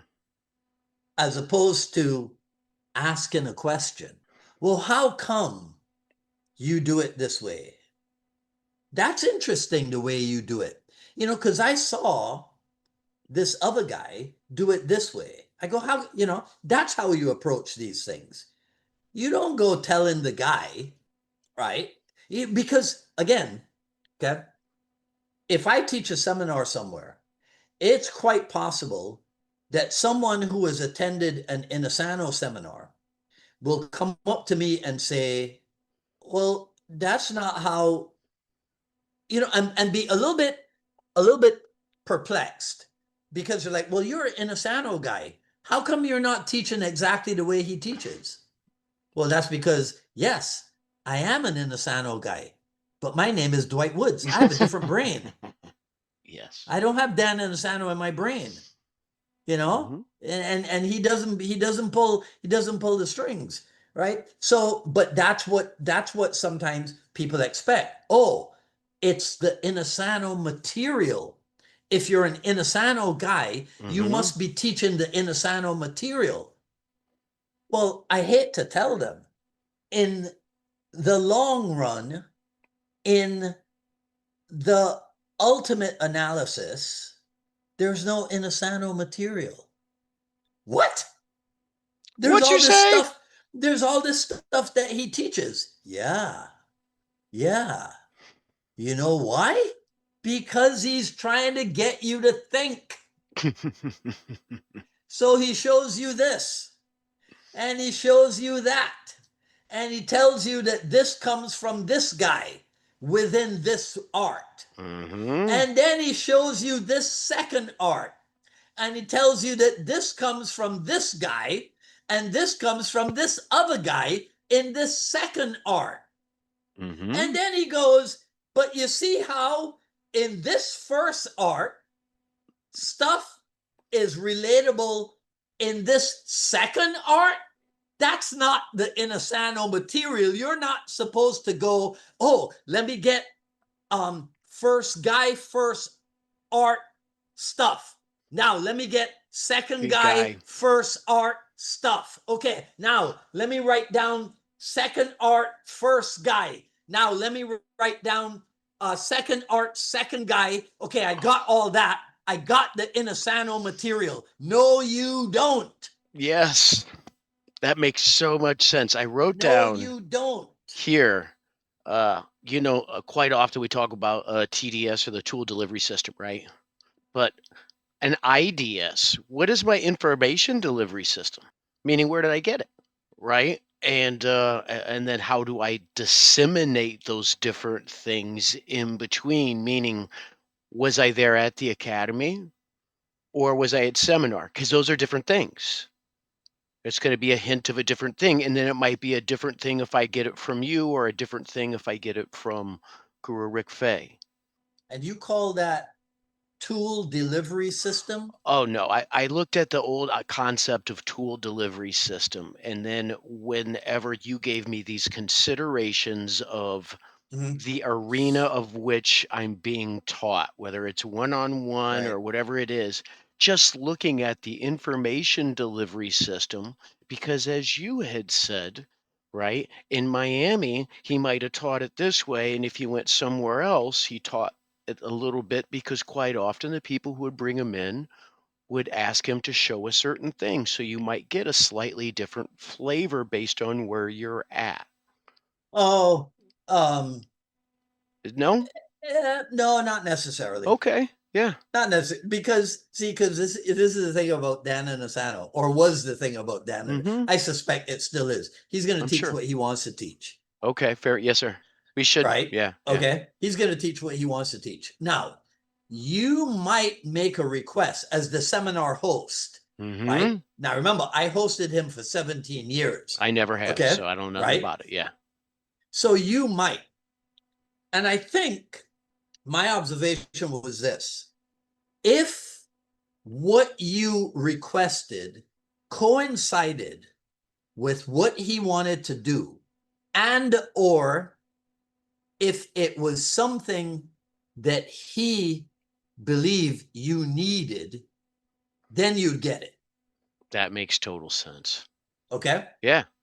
but it would have to fit all those requirements. Mm-hmm. Otherwise, he's just going to teach what he wants. Quite often when I was going through my apprenticeship, and he would start with shadow boxing. Uh-huh. And I felt like at that time period, he was seeing how everybody moved. And then he had an idea maybe of how fast he could go or what he was going to do after he got to see everybody move. Is that an accurate Perhaps. assumption? Or perhaps? Fair enough. I like it. Yeah. Perhaps. I'll tell you what my observation of that phenomenon Please. is. Yeah. Okay. He says, okay, I want you to shadow box to warm up. Mm-hmm. 100% of the room. No, no, I take that back. 98% of the room goes to Muay Thai for shadow boxing. You know what the people in Miami were taught to do? Footwork. Because Muay Thai shadow boxing is going to be more limb work than it is foot work, Okay. Yeah. right? Mm-hmm. But JKD has a lot of footwork in it. Yeah. Well, moving the lower body vigorously is probably the best way to warm up. So forget shadow boxing Muay Thai style. Just move around. Just train your footwork. Mm-hmm. See, because here's another observation of mine. A lot of JKD people will teach the footwork and then they don't integrate it into what they're doing. It's like practice the step and slide. Okay. All right. So we did that for 3 minutes. Now practice slide and step. Mm-hmm. We did that for 3 minutes. Now practice push shuffle. We do that for 3 minutes. Okay. Now we go to techniques and footwork is not mentioned again. Right. But now think about this. Let's go back to 4 count or 5 count kickboxing, JKD kickboxing. Mm-hmm. Lead kick, cross hook cross, Mm-hmm. lead kick, right? Okay. What's the footwork for that? You tell me. Slide step in for your hook kick, land, fire your punches, slide step. Okay. Right? Now, I would say no. Okay. Yeah. But that's only because I'm being picky. Yeah. Okay. Right? It's not slide and step. Slide and step is when you practice the footwork by itself. When you apply it, it becomes slide and kick. Now think about that for a second. But Yeah. that's just that. But Jamie, that's just an example of the Dwight Yeah. Woods idiocy. Okay, I'm an idiot, right? No, And I no. differentiate about things like that. Well, you're So looking at slide and step is when we're training the footwork. But when we cross over into application, it's slide and kick. You it see? is Now, after slide and kick, you said land or plant, I think you said, right? something like that. Yeah. And then the three punches come. Mm-hmm. No, it's slide and kick. Now you push shuffle into the three punches. Okay. You see? Mm-hmm. Now you push shuffle into the three punches. Now you slide and kick at the end. Mm-hmm. So here's what we do. We shadow box those three pieces of footwork. Forget the techniques. Shadow box the footwork. Now here's why, right? Here's why. Go back to high and low, 3 count, High and low 3 count. right? Mm-hmm. No, let's do it this way.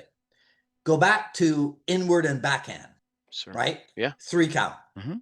So inward, backhand, inward, backhand, right? Inward, backhand, inward, Mm-hmm. right?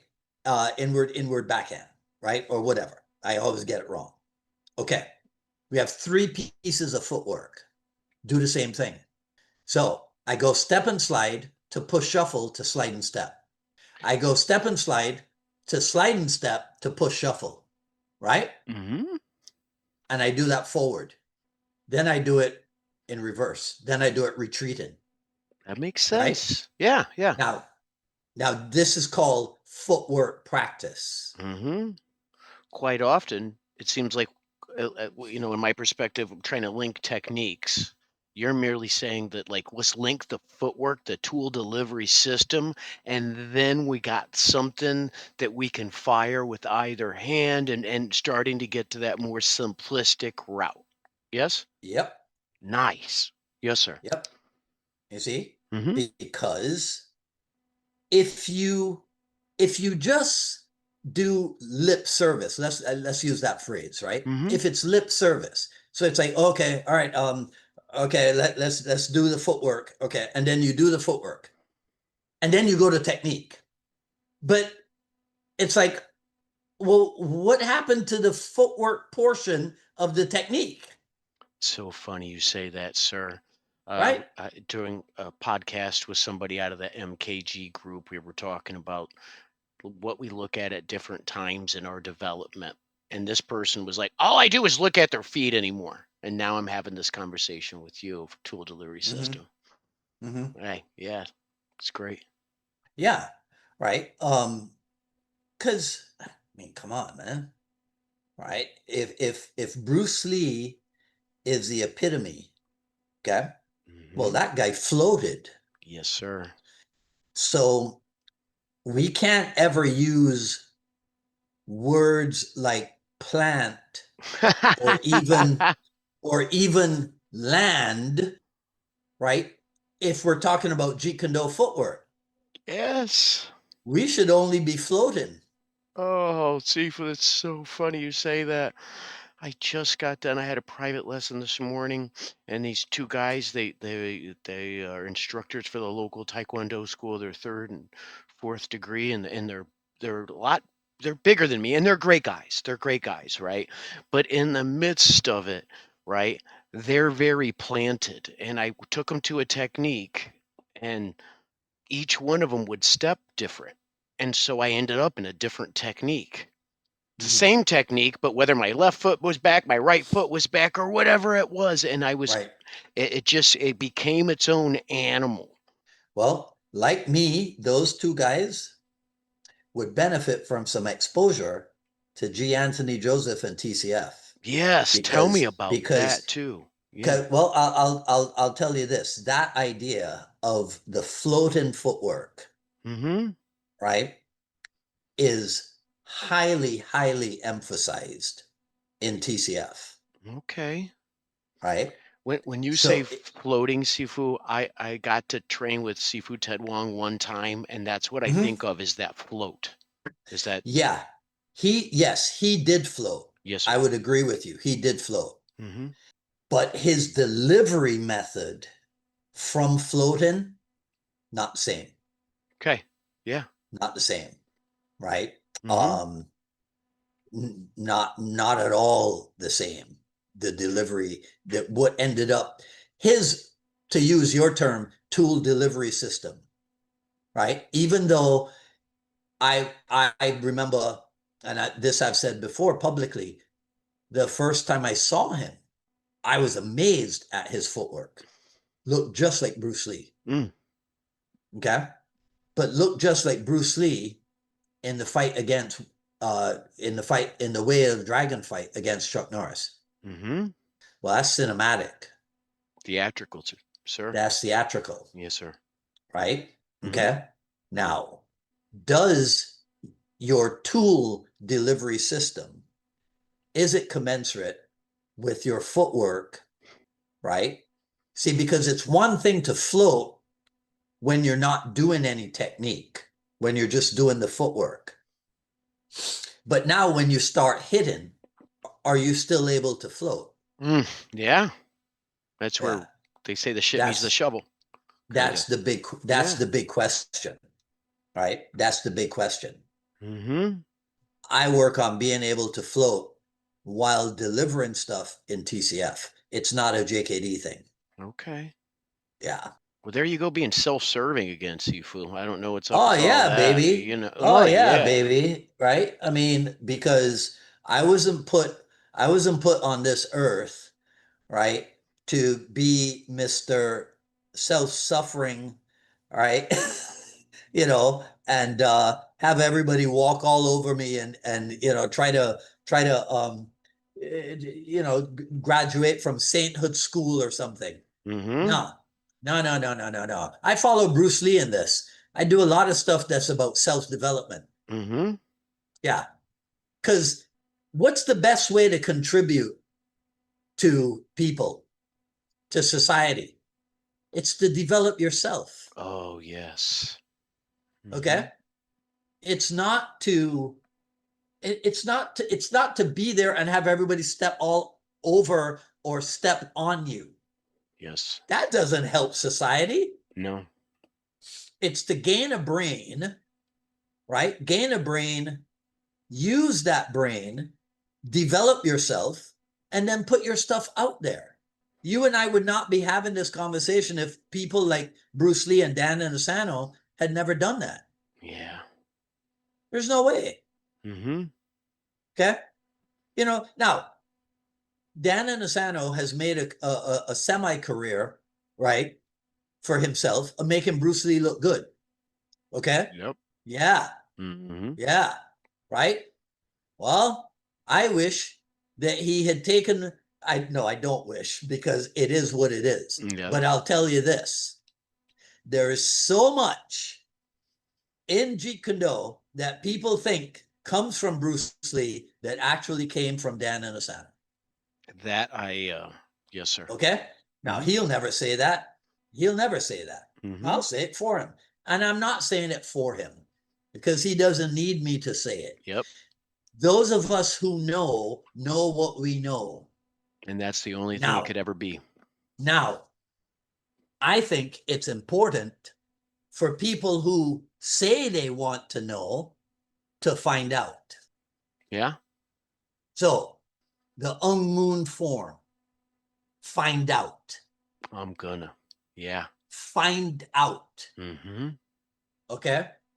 And if you end up hearing something like, nah, just tell me when you find out, come back and tell me what you heard. And I'll tell and I'll give you my take on it if it's necessary. Okay. All right. Because Absolutely.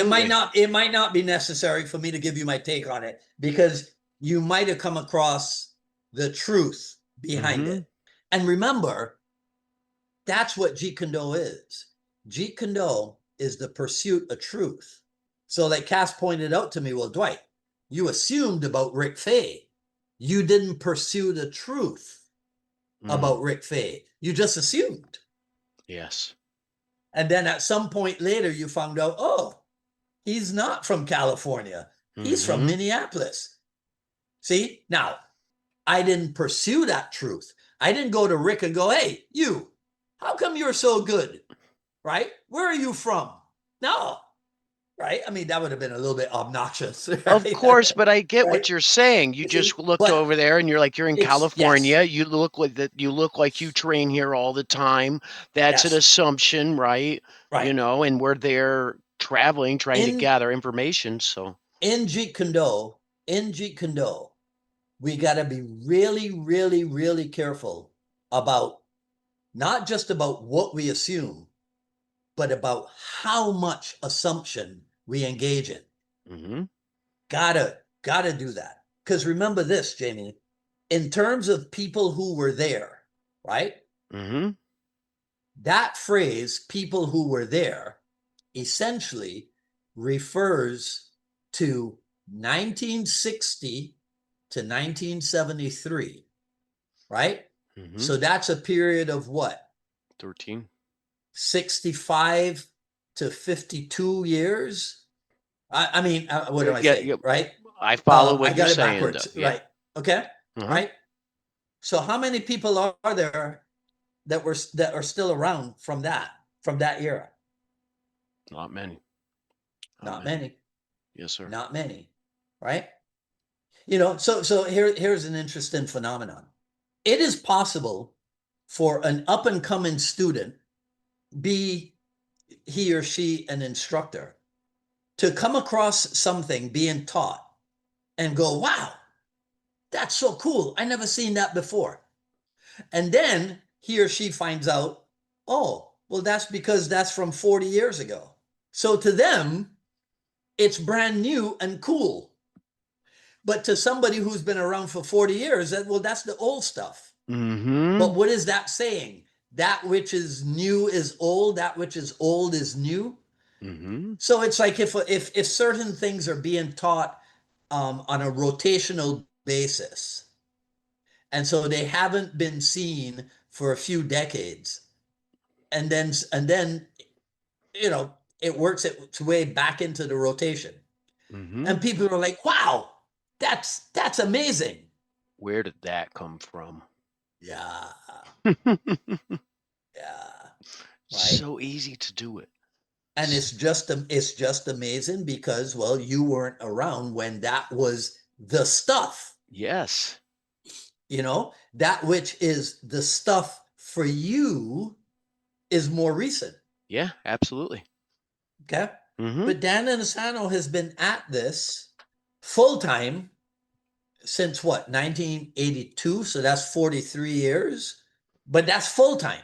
But he was at it part time for a long time before that. Absolutely.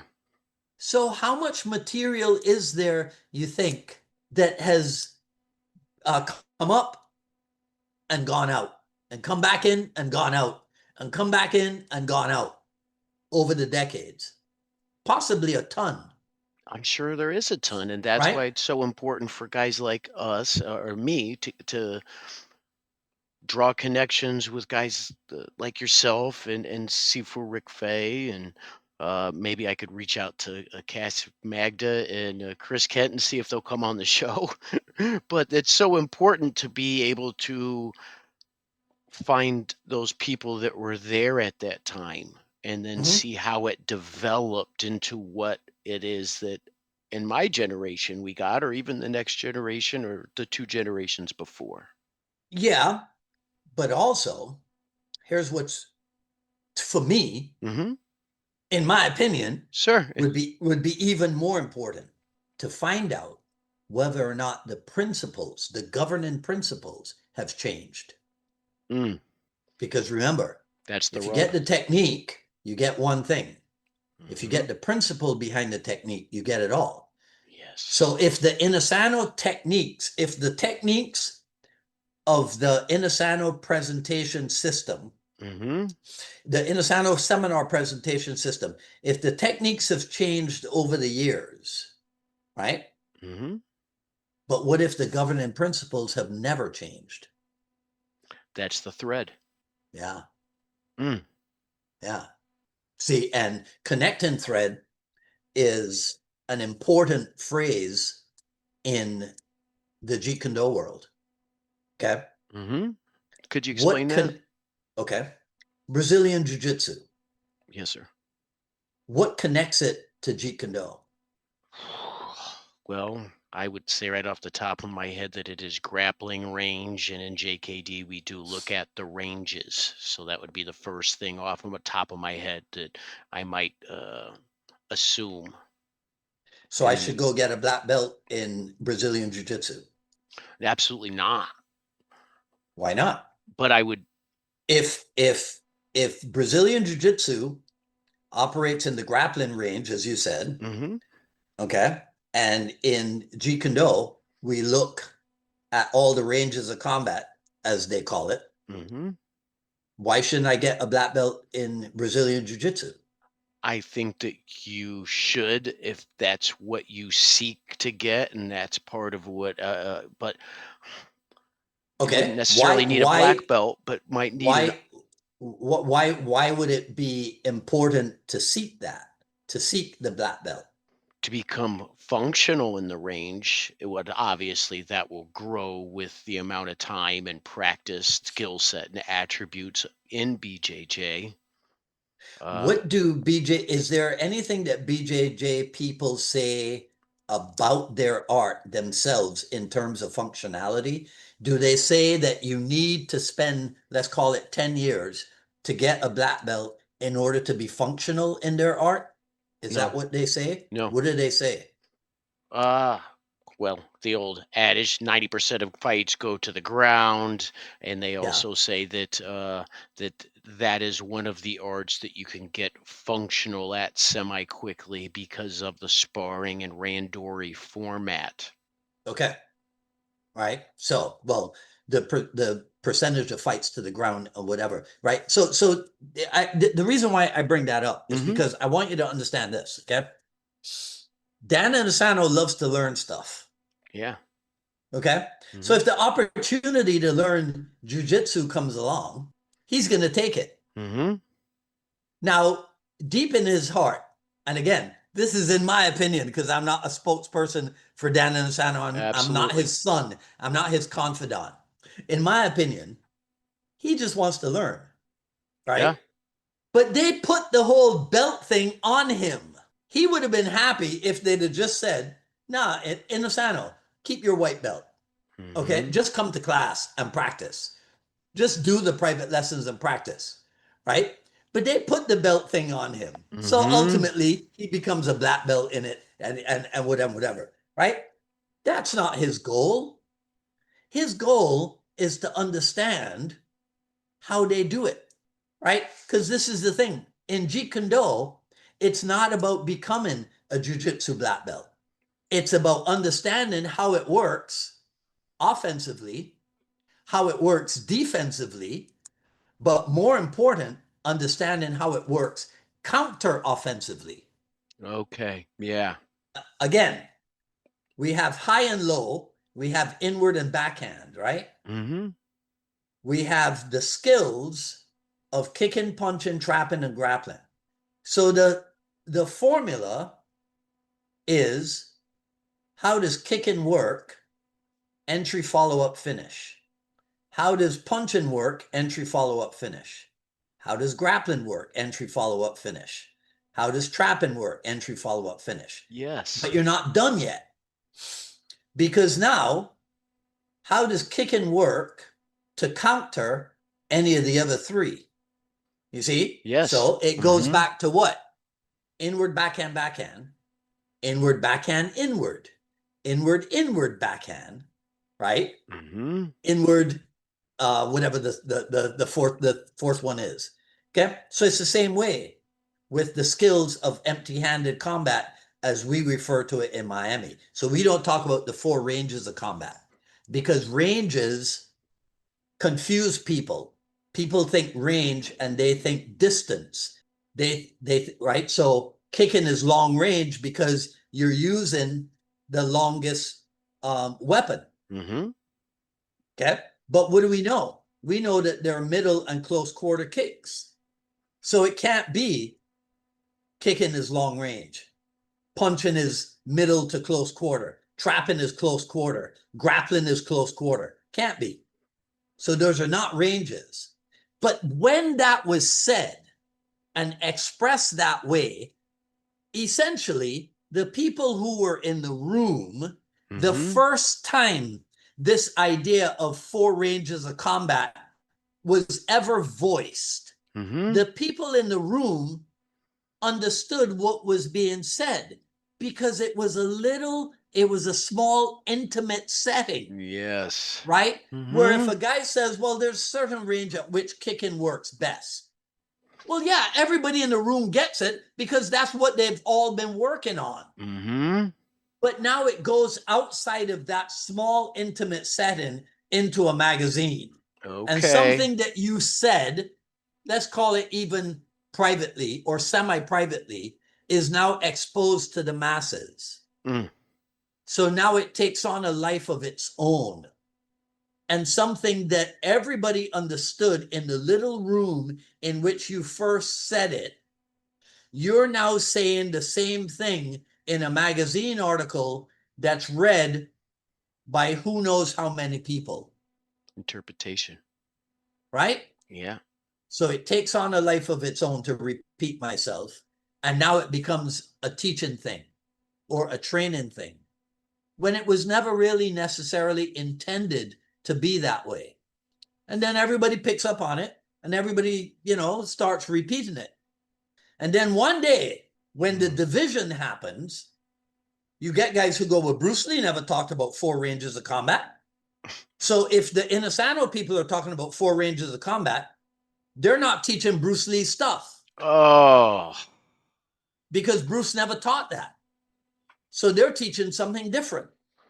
So they don't know what they're doing. That's how the nonsense in Jeet Kune Do occurs. I could see that, sir. Okay? So to not be a participant in that nonsense in Miami, which is a way of saying, this is what I did, which is a way of saying, in my opinion, for my purposes, right? Kicking, punching, trapping, and grappling are the 4 skills of empty-handed combat. And each of those can occur at long, middle, or close quarter. Yeah. But I didn't go create something called the 12 ranges of combat, because that would be unnecessary. That would be unimportant. That would be me trying to stand out and go, oh, guys, I got something different, right? Bruce Lee taught 3, Inasano taught 4. I teach 12 ranges of combat. Ridiculous. And certify every instructor in each range at $22,000 a piece. And before long, there are 12 ranges because you got bills to pay. That's my gosh. Yeah, I do it. That's like somebody coming up with a 48 count number and system in Filipino martial art. How necessary is that? All I need is verticals, diagonals, and horizontals. Right? Inward and backhand, high, middle, and low. That possibly only, and that's slashing or smashing, right? That's not thrusting. Yes, sir. Okay? Absolutely, yeah. But then I probably only need about 7 things. If I'm trying to go along vertical, diagonal, and horizontal lines, right? High, middle, and low. I probably only need 7. I don't need a 48 count number and system. Not if what I'm after is true understanding. Because true understanding doesn't come from multiplication. It comes from subtraction. Yeah. Now there's a point, okay, in one's development where addition or multiplication can be effective, Hmm. right? Might even be worth pursuing. But that's only because the guiding principle of that pursuit or the governing principle is the daily decrease. Okay. And the daily decrease occurs because we're looking for practical and functional. We're not looking for every possibility that exists, because then I could have a 359 count Numbering system. numbering system. Yeah. Yeah. Well, then I would have to, I'd be the smartest Filipino martial art instructor out there because I got the most material. You see? Be pretty confusing when that stick comes in hot. And I could probably I could probably convince a number of people to join me in my delusion. Hmm.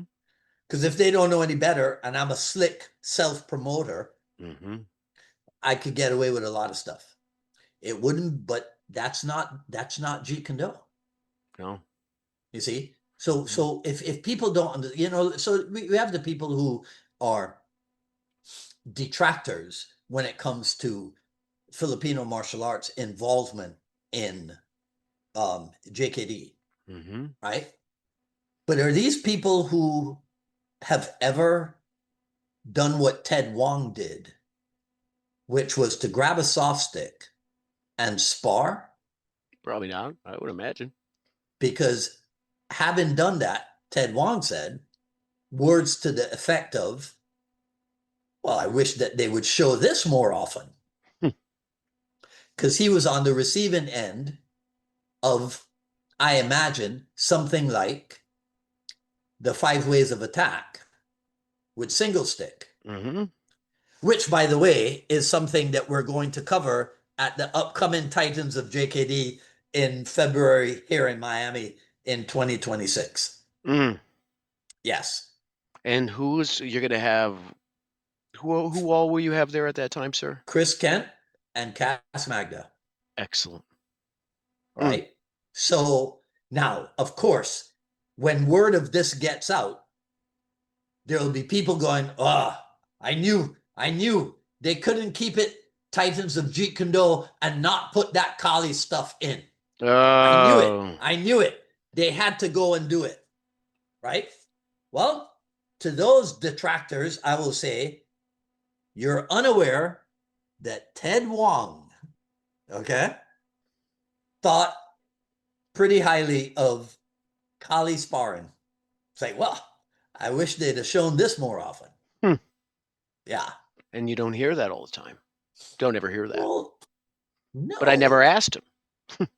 There's assumption again. no. What you hear instead is that there were people who were attending a Ted Wong seminar and they showed up with double sticks.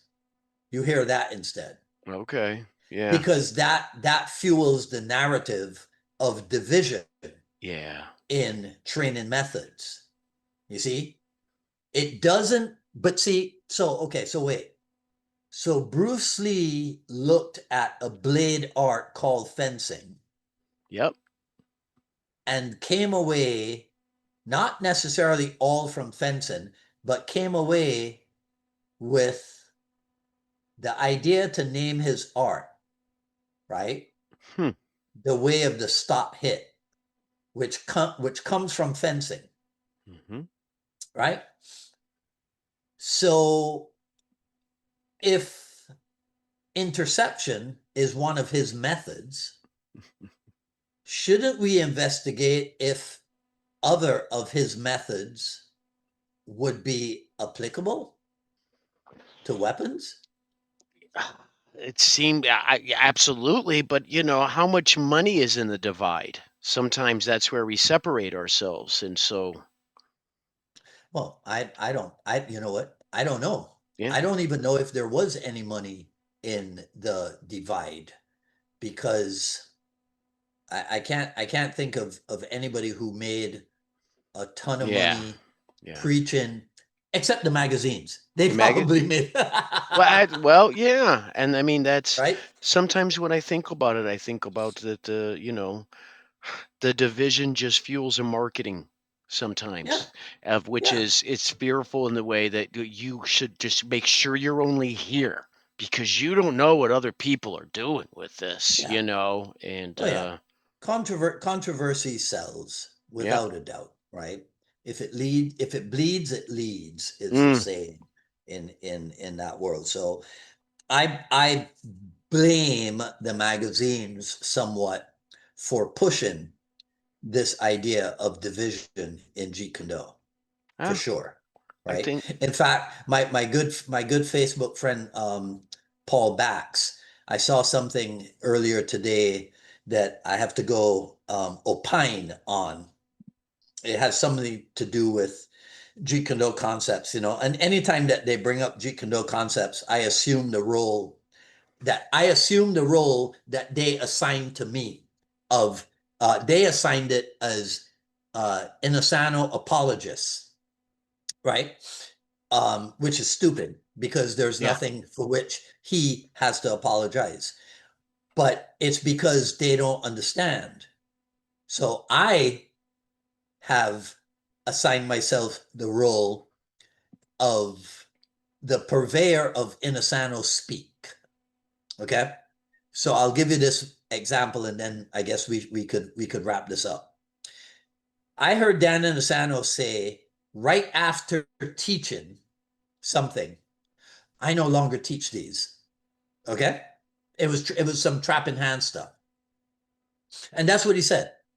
He said, I no longer teach these. But he had just taught them. So, well, obviously he doesn't mean that he no longer teaches them. Hmm. What he meant was that his approach to them has been affected by other things. Yeah. You see? Hmm. But you got to understand what Inasano is saying.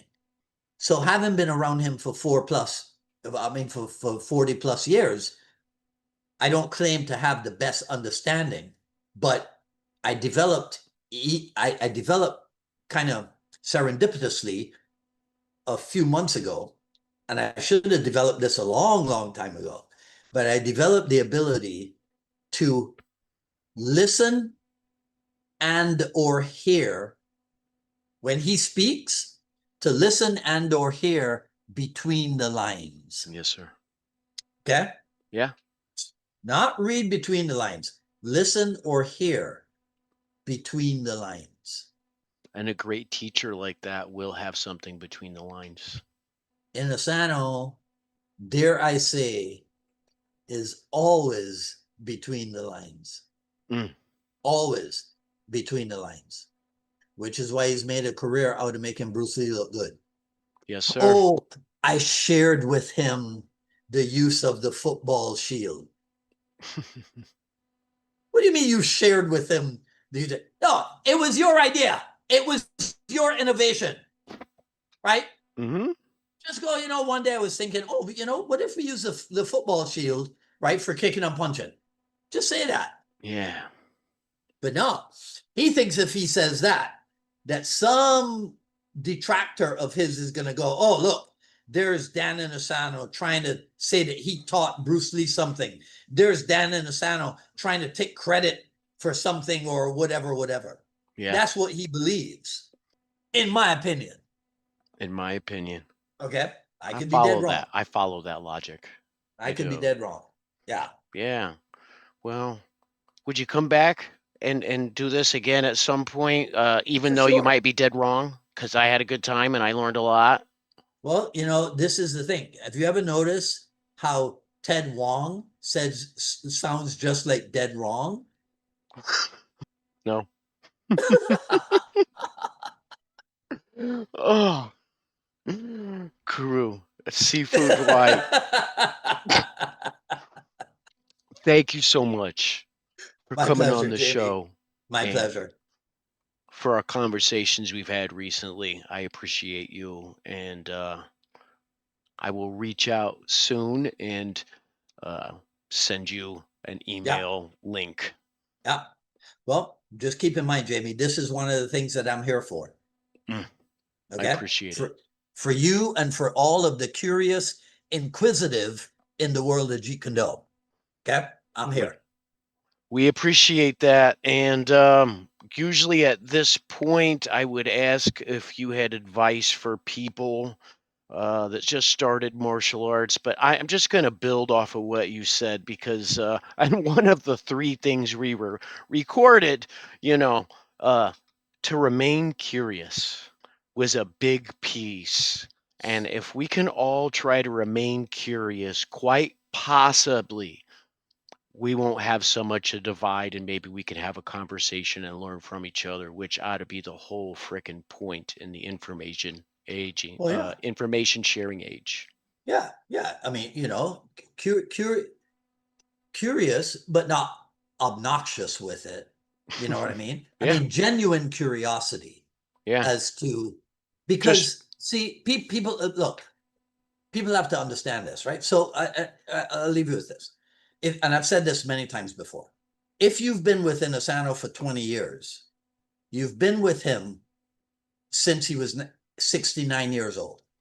You should be curious about 59-year-old Asano, 49-year-old Asano, hmm 39-year-old Asano. You should be curious about that yeah.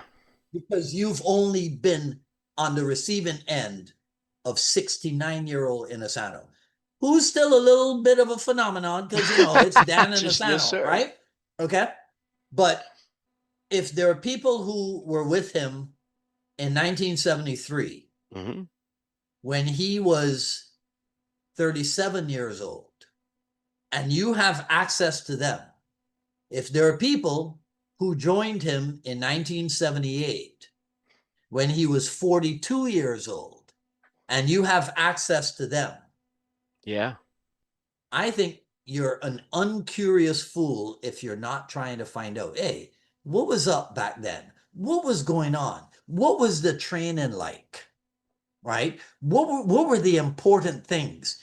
Did we have series of this? Because we have the jab cross series and we hmm have the pinchoy Ping Choi Gua guachoy Choi series, series. and we Yes, have sir. we have series this and series that, right? Was that stuff going on in the backyard, right? And if it wasn't, Why? when did it start? Yeah. And okay, well, why did it start? Well, what's the purpose up behind it? And Those then things. and then why don't we do it anymore? Right? Or what is like where when at what time period did it resurge back in? There's just so much in there to be dissected if we remain curious and are able to kind of follow that piece. Yeah, I think you meant to say, and why do we do it? Why do we do it so much these days? Okay. Yeah. Yeah, That's what I meant. yeah, I'm off on a tangent right now. that's all right. Yeah. Seafood That's all right. Dwight, thank you so much for coming back and for all your help. And I hope you get some rest a little bit because yeah, well, you need to, if not, that Yeah, stuff can turn into a cold, So nah, I'll rest when I'm dead. yeah, I think I saw that one coming right there. I saw that I'll one rest. there. I'll rest when I'm dead. I have people like my TCF instructor, G. Anthony Joseph. If he's such an inspiration when it comes to like a level of personal fitness and what have you. So I'll Mm-hmm. rest when I'm dead. Yeah. You got it. Yes, sir. All All right, right. man. Jamie, take care. Thank you so much, Seafood Dwight. It's Jamie Sparling from Affinity Martial Arts, the FormABLE Podcast. Seafood Dwight Woods, the JKD Rebel, discussing the JKD process. Thank you for watching, and we look forward to hearing from you in the comment session. I would say be nice, but you should already know that.